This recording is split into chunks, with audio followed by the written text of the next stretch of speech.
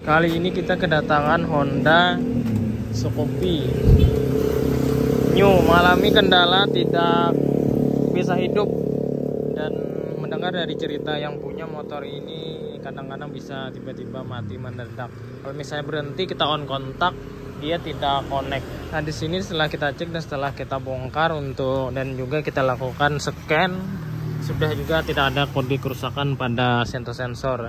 Dan setelah kita cek bagian sekring, ternyata ada kendala korosi. Karena untuk penyakit-penyakit hal seperti ini jangan diponis hal besar terlebih dahulu. Pastikan kita cek pada bagian komponen yang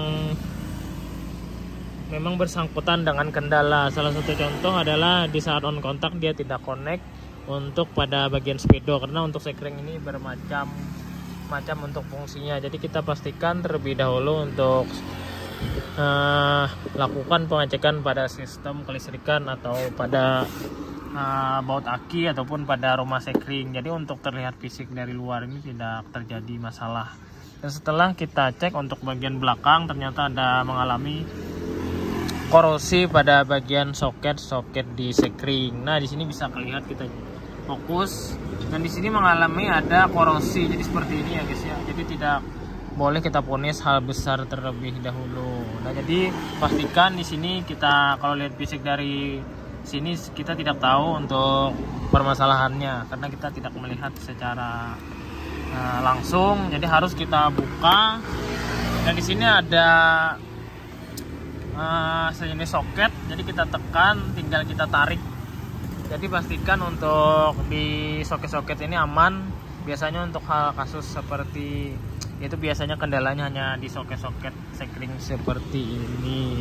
Dan jadi kalau ada teman-teman yang mengalami kasus seperti ini, tinggal bongkar bagian rumah tutup aki, tinggal angkat, dicek. Lakukan yang pertama pengecekan adalah di bagian baut aki ini. Kalau longgar menyebabkan tidak connect juga. Jadi untuk tahap kedua kita lakukan pengecekan pada sekring apakah ada yang putus.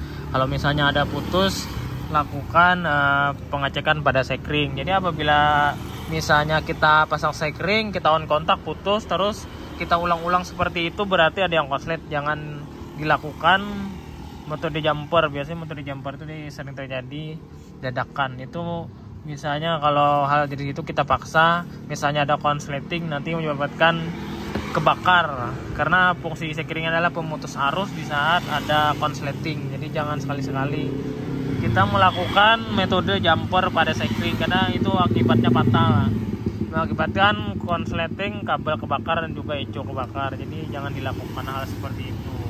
Jadi di sini kita memberikan tips dan cara pengecekan pada motor Honda Scoopy New yang sudah keyless. Ini kunci kontaknya sudah keyless. Jadi harus hati-hati untuk dalam hal memilih bengkel ataupun mencek secara langsung. Jadi seperti itu. Untuk konten kali ini kita membuat konten singkat saja, penjelasan tentang penyebab Honda Scoopy tidak bisa hidup. Kendalanya adalah di saat berhenti dia tidak bisa on lagi. Kadang-kadang bisa dan kadang-kadang enggak, karena di sini kadang-kadang connect dan kadang-kadang enggak. Jadi seperti itu. Di sini kita lakukan pembersihan dan lakukan pemasangan pada ini, insyaallah aman, terkendali. Jadi seperti itu saja untuk konten kali ini. Nanti untuk konten selanjutnya mungkin di next video untuk pembersihan, karena kita mau istirahat dan juga mau makan siang, jadi kita santai terlebih dahulu. Intinya penyakitnya hanya di sini saja. Untuk relay aman, terkendali. Jadi sebelum memonis relay ataupun sekring, perhatikan soketnya terlebih dahulu sebelum memponis hal-hal besar. Jadi seperti itu saja konten kali ini. Yang baru bergabung jangan lupa dibantu like dan subscribe, bisa juga tekan loncengnya juga agar dapat notifikasi dari video-video terbaru kami. Sekian dulu dan terima kasih, mantap.